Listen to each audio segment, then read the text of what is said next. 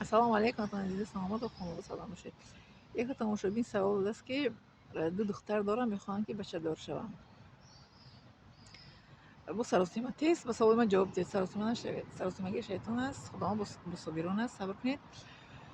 دو دختر دارید، شکرانه خداوند کنید. یک شکر کنید که نعمتت افزون شود، نکنید از دست بیرون شود. شکرانه کنید، به الله تعالی دعا کنید در نصیبش پسر باشد پسر دار میشه. برای اینکه در قرآن الله تعالی در آیات قرآن میفرماید که به کسی خداوند خواهد جنس زن میتهد فقط دختر میتهد، به کسی خواهد جنس مرد میتهد فقط پسر میتهد، به کسی خواهد جنس مرد و زن دختر پسر میتهد، به کسی نخواهد فرزند نمیتهد.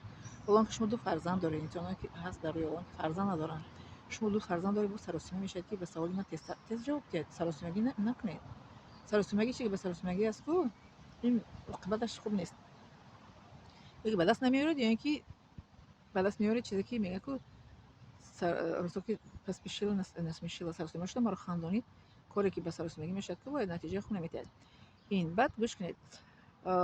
پسر دار شدن شما کو مثال تماشابینی عزیز از شوهرتون اول از خاص خداوند، دیمش که از شوهرتون درباره خداوند به شما گفتن که خداوند بخشش به کسی خواهد میتهد فرزند ها. از نظر مدیسین تیپ خروموسوم مرد ایگریک و ایکس دارد، از زن فقط ایکس دارد. برای همین وقتی که خروموسوم مرد ایکس با ایکس زن واخوری کردن یک جای شدن و دختر بد نمیاد. اگر ایگریک مرد با ایکس زن یک جای شد پسر میشد. از مرد بسید دارد. دویمش سومش که توکل به الله تعالی کنید. میگه که ماشاءالله غمگین اگر دختر بیزادی بس صدر دختر باشد پیونده شدی،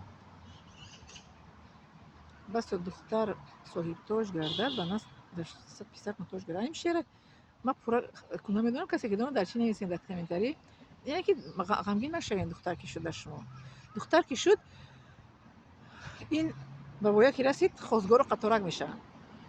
بخشش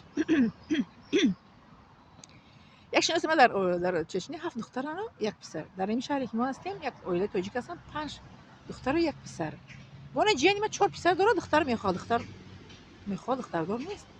مرا میگه که اما دخترتون بگیریم بیایم و دختر دیفیسیته. دیدین یا اخی ایشون دختر نداره دختر میخوان، یا اخی ایشون رو مثل شما پسر نداره پسر میخوان. این خاص الله تعالی بهتر میدونه. در عائله ما وقتی که اپای کلانی هم بودن با 3 پسر بودن، دیگه دخترم پدرم میگه که دختر میخوام، مادرم دختر به دنیا تولد میکنن، من رو به دنیا میارم.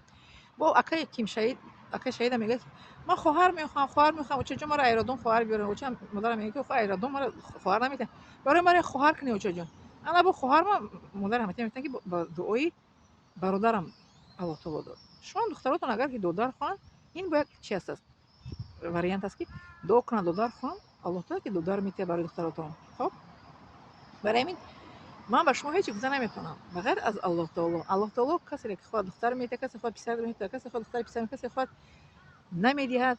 من چند تا مثال ها برای شما آوردم. خب برای همین چی نشوید راه دادن نشوید. نگید که من چرا پسر ندارم، من میخوام پسردار باشم، من میخوام که شما دختر دارم میخوام پسر داشته باشم. هیچ گفت این نکنید. چی میگم؟ غمگین نشوید. میگه که غمگین نشوید. داشت یا من شما به اسپسیون سهاری است. برای همین شما وای کنید دختراتون میگن که دعا کنن دودرچه اگر خواهد خدا میتید دودرچه انشاءالله.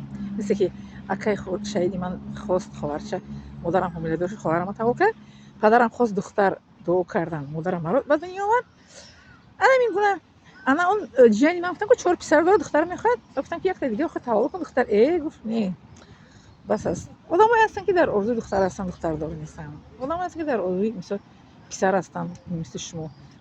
دعا کنید، به خدا توکل کنید و دخترچه‌تون رو بگین که دودرچه خواهم دودرچه میشه. یا که شوهرتون پسر خواهم مثل پدری من میشه پسر میشه، پدری من دختر خواست شوهرش پسر خواهم میشه.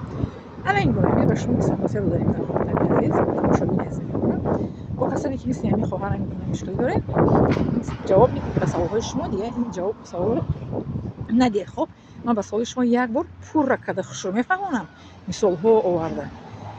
سوال رو تکرار دیگر ندید. میگن که مثل پاپوگای تکرار کردن در کار نیست.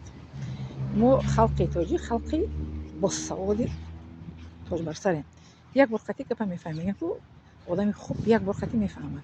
میفهمید دیگه نمیفهمید اگه نفهمو باشه با همین ویدیو ما رو تکرارا تماشا کنید چند بار میفهمید. خب من баланг гап ки бо инҷо одамони баланг гап мезанад. ма пас галестане ки баланг мулаем чӣ мегӯям диктофонада баланг мулаем ҳамин гуна. хоб бинед ҷои чӣ гули гулзор аст.